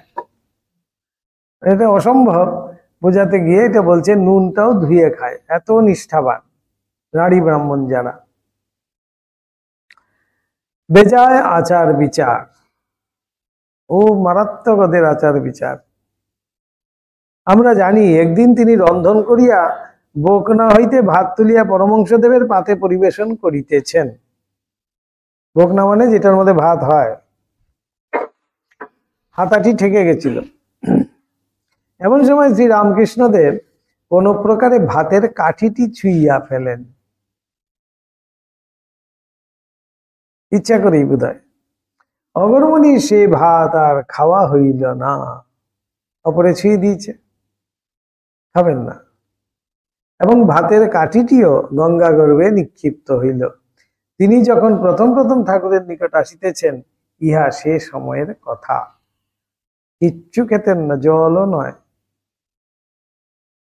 দক্ষিণেশ্বরে নহবতের ঘরে 2-3টি উনুন পাতা ছিল। শ্রী শ্রী কালীমাতার ভোগ রাগ সাঙ্গ হইতে অনেক বিলম্ব হইত। কখনো কখনো 2.5 প্রহর বেলা হইয়া যাইত। পরমহংসদেবের শরীর অসুস্থ থাকিলে আর তাহার তো পেটের অসুখাদি নিত্য লাগিয়াই থাকিত। পরমারাধ্য মাতা ঠাকুরানী ওই উনুনে সকাল সকাল 2টি ঝোল ভাত তাহাকে রাঁধিয়া দিতেন।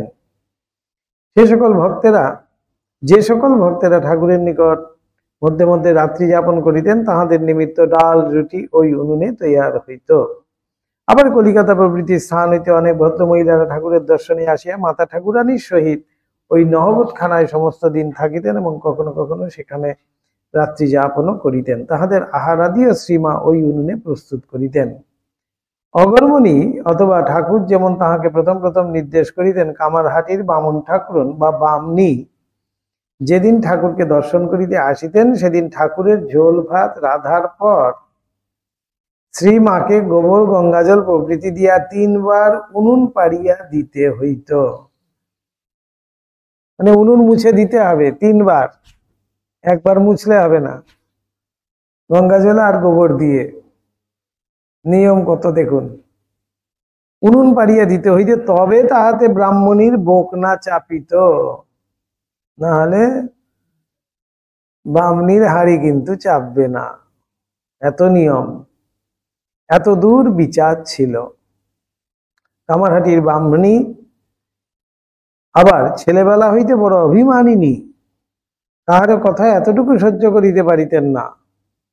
অর্থ সাহায্যের জন্য হাত পাতা তো দূরের কথা, তার উপর আবার অন্যায় দেখিলেই লোকের মুখের উপর বলিয়া দিতে কিছুমাত্র চক্ষু লজ্জা ছিল না। কাজেই খুব অল্প লোকের সহিত তাহার বনিবনাও হইত, বেশি লোকের সাথে জমতই না আর কি, যেতেনই না তিনি।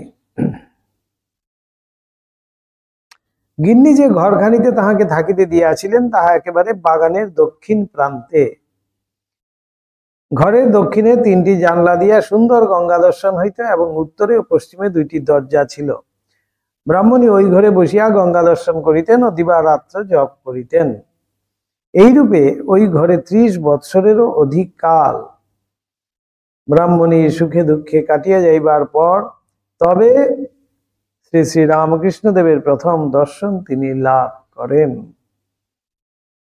এ যুগে গোপালের সাথে তার পরিচয় হয়। এই গোপাল সাধন করছেন তিনি ওই 30 বৎসর ধরে ওই ঘরটিতে নিশ্চুপে নির্জনে সবার লক্ষ্যে তিনি কিন্তু সাধন করে গেছেন। ব্রাহ্মণীর পিতৃকুল বোধ হয় শাক্ত ছিল, শ্বশুরকুল কি ছিল বলিতে পারি না, কিন্তু তাহার নিজের বরাবর বৈষ্ণব পদানুগা ভক্তি ছিল এবং গুরুর নিকট হইতে গোপাল মন্ত্র গ্রহণ হইয়াছিল। গিন্নির সহিত ঘনিষ্ঠতাও বোধহয় তাহার ওই বিষয়ে সহায়ক হইয়াছিল, কারণ মালপাড়ার গোস্বামী বংশীয়েরাই গোবিন্দবাবুর গুরুবংশ এবং উহাদের 2-1 কামারহাটির ঠাকুরবাটি হওয়া পর্যন্ত প্রায় ওই স্থানে অবস্থান করিতেন। কিন্তু মাইক সম্বন্ধে সন্তান বাৎসল্যের আস্বাদ এ জন্মে কিছুমাত্র না পাইয়াও কেমন করিয়া যে অঘরমণির বাৎসল্যের অতীতে এত নিষ্ঠা হয় এবং শ্রী ভগবানকে পুত্র স্থানীয় করিয়া গোপাল ভাবে ভজনা করিতে ইচ্ছা হয়, তাহার মীমাংসা হওয়া কঠিন। অনেকেই বলিবেন পূর্বজন্ম ও সংস্কার, যাহাই হোক ঘটনা কিন্তু সত্য। বিলাত আমেরিকায় সংসারে দুঃখ কষ্ট পাইয়া বা অপর কোনো কারণে স্ত্রীলোক দিগের ভিতর ধর্মনিষ্ঠা আসিলেই উহা দান, পরোপকার এবং দরিদ্র রোগীর সেবারূপ কর্মের ভিতর দিয়া প্রকাশিত হয়। দিবারাত্র সৎকর্ম করা ইহাই তাহাদের লক্ষ্য হয়। আমাদের দেশে উহার ঠিক বিপরীত। কঠোর ব্রহ্মচর্য, তপশ্চরণ, আচার এবং জপাদির ভিতর দিয়াই ওই ধর্মনিষ্ঠা প্রকাশিত হইতে আরম্ভ হয়। সংসার ত্যাগ এবং অন্তর্মুখীনতার দিকে অগ্রসর হওয়াই দিন দিন তাহাদের লক্ষ্য হইয়া উঠে। বিশেষত শ্রী ভগবানের এই জীবনে দর্শন লাভ করা জীবের সাধ্য এবং উহাতে যথার্থ শান্তি, একথা এদেশের জলবায়ুতে বর্তমান থাকিয়া স্ত্রী পুরুষের অস্থিমজ্জায় পর্যন্ত প্রবিষ্ট হইয়া রহিয়াছে। আমাদের একেবারে রক্তের মধ্যে যেন সেটি রয়েছে। আমাদের পূর্ব পুরুষদের থেকে আমাদের শোনা, সেইটির থেকেই কিন্তু আমাদের সেই ধারা যেন আজও আছে, দেখবেন। কিন্তু বলছেন বিদেশের কি হয়, তারা বেশ সংসারে যদি কিছু কষ্ট টষ্ট পায়, তারা কি কয়, এই সব দান দক্ষিণা, সেবা কাজ, এইসবের মধ্যেই থাকতে চায়। কিন্তু আমাদের দেশে ঠিক বিপরীত, সে কিন্তু অন্তর্মুখীন হয়ে যায়, সে তখন ভগবানকে নিয়েই থাকতে চায়, সে আর বাইরের বিশেষ কিছু তার ভালো লাগে না। অর্থাৎ এই অনিত্যতা, সংসারের অনিত্যতা সে যেন বুঝতে পারে। এটি যেন আমাদের একেবারে অস্থিমজ্জায় প্রবেশ করে গেছে এই ভাবটি। কাজেই কামারহাটি ব্রাহ্মণীর একান্তবাস ও তপশ্চরণ অন্য দেশের আশ্চর্যের বিষয় হইলেও এ দেশে সহজ ভাব। আমাদের দেখবেন স্বামীহীনা যারা আছেন মায়েরা, তাদের কিন্তু ওই ভাব আছে, দেখবেন তারা কিন্তু ওইভাবে বিশাল যে দান দক্ষিণা নিয়ে বসে আছেন, সমাজ কল্যাণমূলক কাজের সাথে জড়িত হয়ে গেছে, তা কিন্তু না। তারা অন্তর্মুখীন হয়ে, তারা কিন্তু একটা ভাব নিয়ে তারা কিন্তু ওই সাধন ভজন করেই কাটিয়ে দিচ্ছে। প্রথম দর্শনের দিন হইতে কামারহাটি ব্রাহ্মণী শ্রী শ্রী রামকৃষ্ণ দেবের দ্বারা বিশেষ রূপে আকৃষ্ট হন। কেন, কি কারণে এবং উহা কত দূর গড়াইবে সে কথা অবশ্য কিছুই অনুভব করিতেও পারেন নাই। কিন্তু ইনি বেশ লোক, যথার্থ সাধু ভক্ত এবং ইহার নিকট পুনরায় সময় পাইলেই আসিব এইরূপ ভাবে কেমন একটা অব্যক্ত টানের উদয় হইয়াছিল। গিন্নিও ঐরূপ অনুভব করিয়াছিলেন, কিন্তু পাছে সমাজে নিন্দা করে এই ভয়ে আর আসিয়াছিলেন কিনা সন্দেহ। তাহার উপর মেয়ে জামাইদের জন্য তাহাকে অনেক কাল আবার পটলডাঙ্গার বাটিতেও কাটাইতে হইত। সেখানে যে দক্ষিণেশ্বর অনেক দূর, এবং আসিতে হইলে সকলকে জানাইয়া সাজ সরঞ্জাম করিয়া আসিতে হয়, কাজেই আর বড় একটা আশা হইত না। ব্রাহ্মণীর ওসব ঝঞ্ঝাট তো নাই। কাজেই প্রথম দর্শনের অল্পদিন পরে জপ করিতে করিতে ঠাকুরের নিকট আসিবার ইচ্ছা হইবা মাত্র 2-3 পয়সার দেদ সন্দেশ কিনিয়া লইয়া দক্ষিণেশ্বরে আসিয়া উপস্থিত। দেদ সন্দেশ খেয়েছেন কেউ? এখন আর নেই, কিন্তু মায়ের বাড়িতে কেসি দাস থেকে আজও কিন্তু দিয়ে যায়। প্রতিদিন 5টা করে দেদ সন্দেশ আজও মায়ের কাছে আসে। এরকম ছোট্ট ছোট্ট, একেবারে ছানাটাকে খুব করে বেটে একদম মোলায়েম করে মাখনের মতো মুখে দিলে পরে মাখনের মতো গলে যাবে, ছোট্ট ছোট্ট এরকম গোল গোল, এটাকেই দেদ সন্দেশ বলে। এটা মায়ের বাড়িতে আজও কিন্তু মায়ের জন্য কেসি দাস দিয়ে যায় সকালবেলা। সেই দেদ সন্দেশ তখনকার প্রসিদ্ধ। সেই দেদ সন্দেশ নিয়ে গোপালের মা ঠাকুরের কাছে এসে হাজির। ঠাকুর কি বলবেন দেখুন। বলি, সব পয়সা খরচ করে আনতে যাও কেন?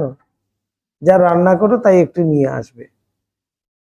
গোপালের মা ভাববে, যা বাবা, এই সাধু দেখতে এলাম, খালি দেখছি খাই খাই।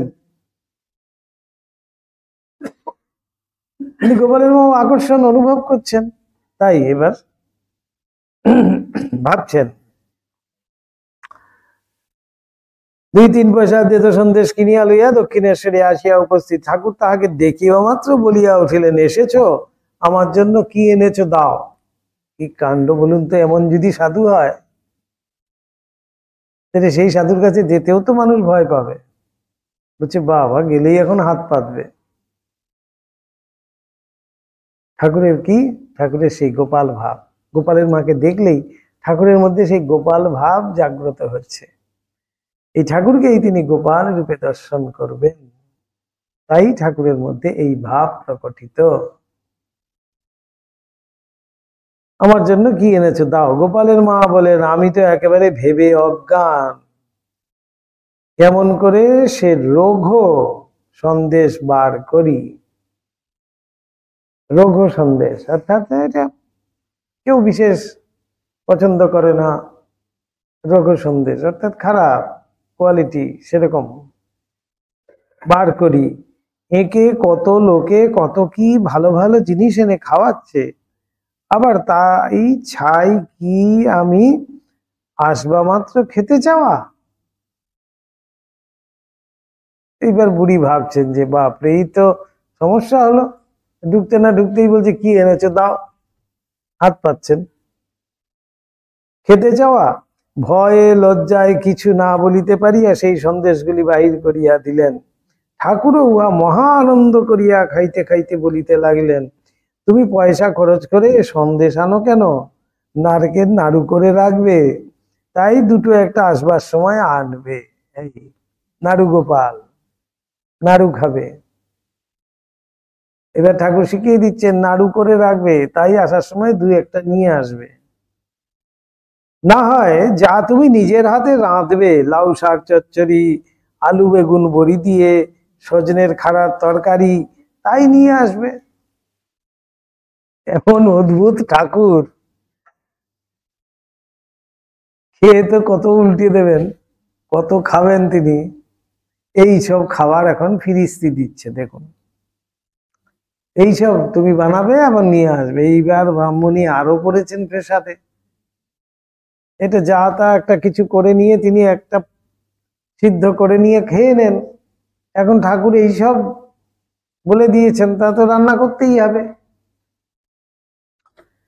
বলে লাউ শাক চচ্চড়ি, আলু বেগুন বড়ি দিয়ে সজনে খাড়ার তরকারি, তাই নিয়ে আসবে। তোমার হাতের রান্না খেতে বড় স্বাদ হয়। কি কাণ্ড দেখুন। গোপালের মা বলেন, ধর্মকর্মের কথা দূরে গেল, এই রূপে কেবল খাবার কথাই হতে লাগলো। আমি ভাবতে লাগলুম, ভালো সাধু দেখতে এসেছি, কেবল খাই খাই, কেবল খাই খাই। আমি গরিব কাঙাল লোক, কোথায় তো খাওয়াতে পাবো? দূর হোক, আর আসবো না। কিন্তু যাবার সময় দক্ষিণেশ্বরের বাগানের চৌকাঠ যেমন পেরিয়েছি, অমনি যেন পেছন থেকে তিনি টানতে লাগলেন। আকর্ষণ, টানতে লাগলেন। কোনো মতে এগুতে আর পারি না। কত করে মনকে বুঝিয়ে টেনে হিঁচড়ে তবে কামারহাটি ফিরি। ইহার কয়েকদিন পরেই আবার কামারহাটি ব্রাহ্মণী চচ্চড়ি হাতে করিয়া 3 মাইল হাঁটিয়া পরমহংসদেবের দর্শনে উপস্থিত। বলেছেন লাউ শাক চচ্চড়ি। ঠাকুরও পূর্বের ন্যায় আসিবা মাত্র উহা চাহিয়া খাইয়া, আহা কি রান্না, যেন সুধা সুধা বলিয়া আনন্দ করিতে লাগিলেন। গোপালের মার সে আনন্দ দেখিয়া চোখে জল আসিল। ভাবিলেন, তিনি গরিব কাঙ্গাল বলিয়া তাহার এই সামান্য জিনিসের ঠাকুর এত বড়াই করিতেছেন। এইরূপে 2-4 মাস ঘন ঘন দক্ষিণেশ্বরে যাতায়াত হইতে লাগিল। যেদিন যা রাধেন ভালো লাগিলেই তাহা পরের বারে ঠাকুরকে দেখিতে আসিবার সময় ব্রাহ্মণী কামারহাটি হইতে লইয়া আসেন। ঠাকুরও তাহা কত আনন্দ করিয়া খান।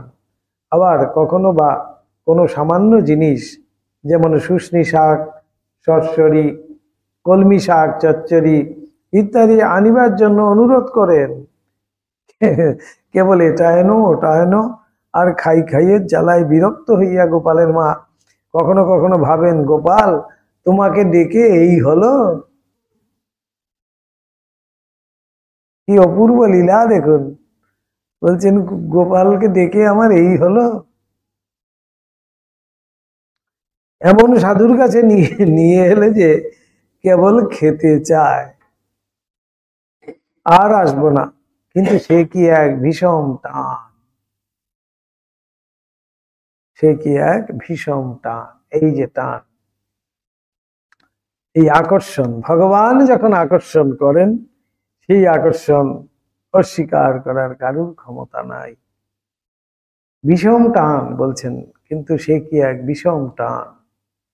দূরে গেলেই আবার কবে যাব, কতক্ষণে যাব, এই মনে হয়। অপূর্ব সেই ভাব দেখুন।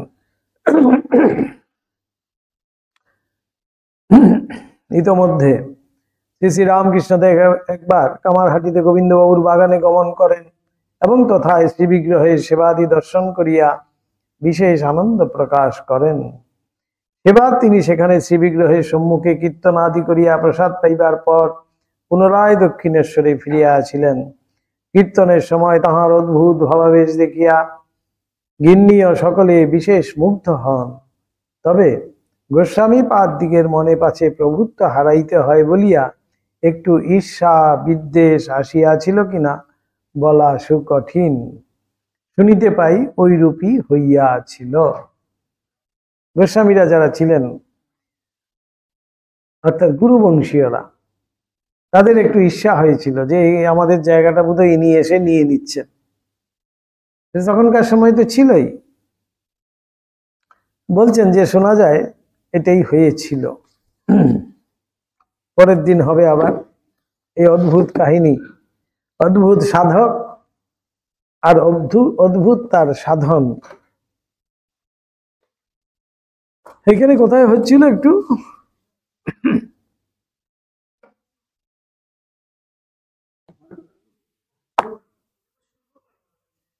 স্বামী শিষ্য।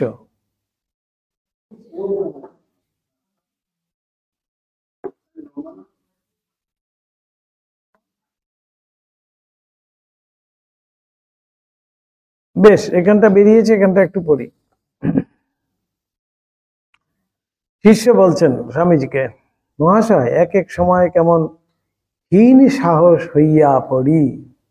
হীন সাহস মানে সাহসটা যেন একটু কমে যায়, আমাদের হীনতা তার মধ্যে আসে। শিষ্য স্বামীজিকে বলছেন, স্বামীজি তখন বলছেন, তখন এরূপ ভাববি আমি কার সন্তান, তার কাছে গিয়ে আমার এমন হীন বুদ্ধি হীন সাহস, হীন বুদ্ধি হীন সাহসের মাথায় লাথি মেরে আমি বীর্যবান, আমি মেধাবান, আমি ব্রহ্মবিদ, আমি প্রজ্ঞাবান বলতে বলতে দাঁড়িয়ে উঠবি। স্বামীজি ইন্সপায়ারিং সব। আমি অমুকের চেলা, কাম কাঞ্চনজিৎ, ঠাকুরের সঙ্গীর সঙ্গী, এইরূপ অভিমান খুব রাখবি, এতে কল্যাণ হবে।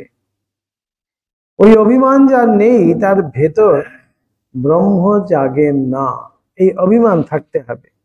কিং ভোন বিজানিয়াত রামকৃষ্ণ দাসা বয়ম। স্বামীজি শিখিয়ে দিচ্ছেন এই অভিমান খুব রাখবি, এতে কল্যাণ হবে। এই অভিমান যার নেই তার ভিতর ব্রহ্ম জাগেন না। রামপ্রসাদের গান শুনিসনি? তিনি বলতেন, এ সংসার ডরি কারে, এ সংসারে ডরি কারে, রাজা যার মা মহেশ্বরী। এবার আমি কেন ভয় করব? আমার মা তো মহেশ্বরী। এইরূপে অভিমান সর্বদা মনে জাগিয়ে রাখতে হবে, তাহলে আর হীন বুদ্ধি হীন সাহস নিকটে আসবে না। কখনো মনে দুর্বলতা আসতে দিবিনি। মহাবীরকে স্মরণ করবি, মহামায়াকে স্মরণ করবি, দেখবি সব দুর্বলতা, সব কাপুরুষতা তখনই চলে যাবে। এইরূপ বলিতে বলিতে স্বামীজি নিচে আসিলেন। মঠের বিস্তৃত প্রাঙ্গণে যে আম গাছ আছে তাহারই তলায় একখানা ক্যাম্প খাটে তিনি অনেক সময় বসিতেন। অদ্য সেখানে আসিয়া পশ্চিমাস্যে উপবেশন করিলেন মঠে, বেলুর মঠে। তাহার নয়নে মহাবীরের ভাব যেন তখনও ফুটিয়া বাহির হইতেছে। উপবিষ্ট হইয়াই তিনি শিষ্যকে উপস্থিত সন্ন্যাসী ও ব্রহ্মচারীগণকে দেখাইয়া বলিতে লাগিলেন, এই যে প্রত্যক্ষ ব্রহ্ম। স্বামীজি সাধু ব্রহ্মচারীদেরকে দেখিয়ে বলছেন, এই যে দেখ, এরাই হলো প্রত্যক্ষ ব্রহ্ম। ব্রহ্মকে দেখা যায় না বলা হয়তো, এই সব প্রত্যক্ষ ব্রহ্ম। একে উপেক্ষা করে যারা অন্য বিষয়ে মন দেয়, ধিক তাদের। করো আমলকবৎ, এই যে ব্রহ্ম দেখতে পাচ্ছিস নে, এই এই এমন হৃদয়স্পর্শী ভাবে স্বামীজি কথাগুলি বলিলেন যে শুনিয়াই উপস্থিত সকলে চিত্রার পিতারম্ভ ইবাবতস্থে সহসা গভীর ধ্যানে মগ্ন। কাহারও মুখে কথাটি নাই। স্বামী প্রেমানন্দ তখন গঙ্গা হইতে কমণ্ডলু করিয়া জল লইয়া ঠাকুর ঘরে উঠিতেছিলেন।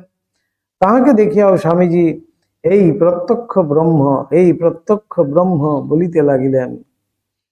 ওই কথা শুনিয়া তাহারও তখন হাতের কমণ্ডলু হাতে বদ্ধ হইয়া রহিল। একটা মহা নেশার ঘরে আচ্ছন্ন হইয়া তিনিও তখনই ধ্যানস্থ হইয়া পড়িলেন। এইরূপে প্রায় 15 মিনিট গত হইলে স্বামীজি স্বামী প্রেমানন্দকে আহ্বান করিয়া বলিলেন, যা এখন ঠাকুর পূজায় যা। দাঁড়িয়ে আছেন এখানে কমণ্ডলু হাতে নিয়ে, একেবারে মূর্তির মতো। বলা মাত্র স্বামীজি বলছেন, এই হলো প্রত্যক্ষ ব্রহ্ম। সাথে সাথে ব্রহ্ম চিন্তনের দ্বারা তিনি ধ্যানস্থ হয়ে গেছেন, ওই দাঁড়ানো অবস্থাতে কমণ্ডলু হাতে। তখন স্বামীজি ডেকে বলছেন, যা এখন ঠাকুর পুজোয় যা। স্বামী প্রেমানন্দের তবে চেতনা হয়। ক্রমে সকলের মনই আবার আমি আমার রাজ্যে নামিয়া আসিল এবং সকলে যে যাহার কার্যে গমন করিল। হঠাৎ যেন স্টপ হয়ে গেছে সবকিছু। সেদিনের দৃশ্য শিষ্য ইহজীবনে কখনো ভুলিতে পারিবে না। স্বামীজির কৃপা ও শক্তি বলে তাহার চঞ্চল মন সেদিন অনুভূতি রাজ্যের অতি সন্নিকটে গমন করিয়াছিল। এই ঘটনার সাক্ষী রূপে বেলুর মঠের সন্ন্যাসীগণ এখনো বর্তমান রহিয়া আছেন।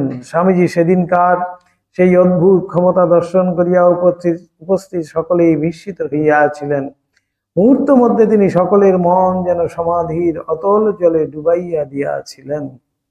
সেই শুভদিনের অনুধ্যান করিয়া শিষ্য এখনো আবিষ্ট হইয়া পড়ে এবং তাহার মনে হয় পূজ্যবাদ আচার্যের কৃপায় ব্রহ্মভাব প্রত্যক্ষ করা তাহার ভাগ্যেও একদিন ঘটিয়াছে।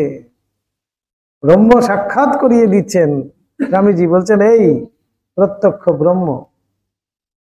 শিষ্য ভাবছেন যে হ্যাঁ, সত্যি তো ব্রহ্ম সাক্ষাৎকার করিয়ে দিয়েছেন, যে ব্রহ্মকে অনুভবই করা যায় না, স্বামীজির এমন ক্ষমতা ছিল। কিছুক্ষণ পরে শিষ্য সমবিব্যাহারে স্বামীজি বেড়াইতে গমন করিলেন। যাইতে যাইতে শিষ্যকে বলিলেন, দেখলি আজ কেমন হলো, সবাইকে ধ্যানস্থ হতে হলো। এরা সব ঠাকুরের সন্তান কিনা বলবা মাত্র এদের তক্ষুনি তক্ষুনি অনুভূতি হয়ে গেল। শিষ্য বলছেন, মহাশয়, আমাদের মতো লোকের মনও যখন নির্বিষয় হইয়া গিয়াছিল তখন ওদের কা কথা, আনন্দে আমার হৃদয় যেন ফাটিয়া যাইতেছিল। এখন কিন্তু ওই ভাবের আর কিছুই মনে নাই, যেন স্বপ্নবৎ হইয়া গিয়াছে। স্বপ্ন দেখলে যেমন হয়। স্বামীজি বলছেন, সব কালে হয়ে যাবে, এখন কাজ কর। এই মহামোহগ্রস্ত জীব সমূহের কল্যাণের জন্য কোনো কাজে লেগে